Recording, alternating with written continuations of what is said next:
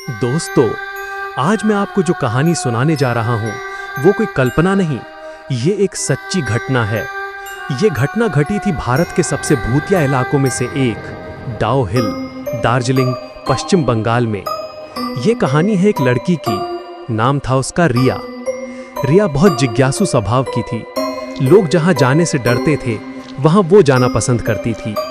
उसे रहस्यमयी और डरावनी जगहों की तरफ अजीब सा खिंचाव महसूस होता था। जब उसने डाउ हिल का नाम सुना और सुना कि यहाँ भूत प्रेत दिखाई देते हैं, तो उसका मन और बेचैन हो गया। उसने अपने दोस्तों से कहा, क्या तुम मेरे साथ चलोगे? लेकिन सबने मना कर दिया। किसी ने कहा, रिया, वहां जाना ठीक नहीं, लोग वहां से गायब हो जाते हैं। किसी ने डरते हुए कहा, वहां विक्टोरिया बॉयज हाई स्कूल के बारे में मत पूछ, वहां रात को सिर कटा लड़का घूमता है। लेकिन रिया को मानो इन बातों ने और उकसा दिया हो। उसने तय कर लिया कि चाहे कुछ भी हो वो खुद वहां जाएगी। शाम का वक्त था, धूप ढल चुकी थी, पहाड़ियों पर घना कोहरा फैल रहा था। पेड़ों से टकरा कर आती ठंडी हवा सन्नाटे को और डरावना बना रही थी।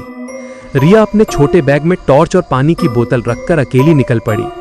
उसके कदम भारी लग रहे थे, लेकिन उसके चेहरे पर डर नहीं, एक अजीब सी जिज्ञासा थी। धीरे धीरे वो पहुंच गई उस जगह, विक्टोरिया बॉयज हाई स्कूल। एक पुरानी जर्जर इमारत, टूटी खिड़कियां, छत से लटकते जाले, दीवारों पर उखड़ा हुआ प्लास्टर। रिया ने हल्की मुस्कान के साथ कहा, वाह, सच में कितना वीरान है ये स्कूल। लोगों ने सही कहा था, यहाँ तो सच में डरावना माहौल है। उसने टॉर्च जलाया और कॉरिडोर में कदम रखा। कॉरिडोर इतना शांत था कि उसके अपने कदमों की आवाज भी उसे डराने लगी। अचानक कहीं से बच्चों की हल्की हंसी सुनाई दी। रिया ठिठक कर रुक गई। उसने इधर उधर टॉर्च घुमाई, लेकिन वहां कोई नहीं था। रिया धीरे से बोली, हेलो, कोई है यहाँ? कोई जवाब नहीं, लेकिन उसके कानों को साफ सुनाई दिया बच्चों के भागने खेलने जैसी आवाजें। रिया का दिल अब जोर से धड़कने लगा। उसने तेज कदमों से आगे बढ़ना चाहा, लेकिन तभी पीछे से किसी के दौड़कर आने की आहट हुई। वो अचानक मुड़ी और सामने एक बिना सिर वाला बच्चा खड़ा था। उसके हाथों में उसकी ही खून टपकती गर्दन थी। रिया के होठों से चीख निकली, आह आह। वो जैसे तैसे भागती हुई स्कूल से बाहर निकली। बाहर निकलते ही चारों तरफ जंगल फैला था, घना अंधेरा, पेड़ों की टहनियां आपस में टकराकर अजीब आवाजें कर रही थी। हवा इतनी ठंडी थी कि रिया का शरीर कांपने लगा। वो टॉर्च जलाकर आगे बढ़ी। अचानक ठक ठक ठक, किसी कुल्हाड़ी को घसीटने जैसी आवाज आई। वो रुक गई, उसकी सांसें थम सी गई। वो कांपते हुए बोली, कौन है वहां? टॉर्च की रोशनी घुमाई तो देखा एक काली परछाई पेड़ पर कुल्हाड़ी चला रही थी। रिया धीरे धीरे आगे बढ़ी। रोशनी थोड़ी और साफ पड़ी और तब उसे दिखा कि उस परछाई का सिर ही नहीं था। रिया का दिल मानो छाती से बाहर कूदने लगा। वो चीखते हुए जंगल से बाहर भागी। भागते भागते वो फिर से स्कूल के पास पहुंची। कॉरिडोर में अजीब हलचल हो रही थी। वो मजबूरी में अंदर चली गई। अचानक उसने देखा ब्लैक बोर्ड पर अपने आप चौक से कुछ लिखा जा रहा है। धीरे धीरे अक्षर उभरने लगे। रिया, रिया, रिया।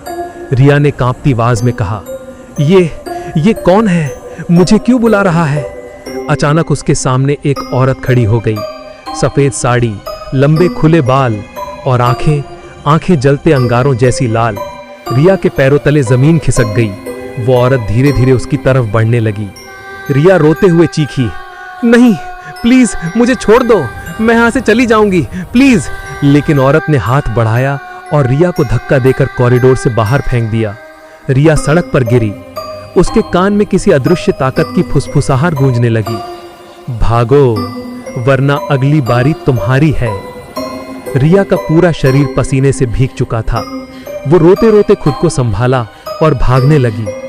अचानक हवा में एक दिल दहला देने वाली चीख गूंजी, इतनी भयानक, इतनी तेज कि रिया के कान से खून निकलने लगा।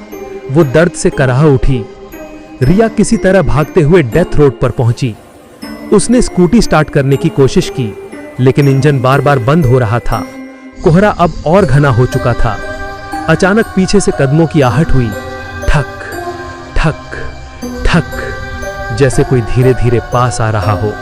रिया कांपते हुए पीछे मुड़ी वहां कोई नहीं था। अचानक स्कूटी बंद हो गई, हेडलाइट बुझ गई, चारों तरफ घुप अंधेरा, सन्नाटा इतना गहरा कि उसकी सांसों की आवाज भी गूंज रही थी।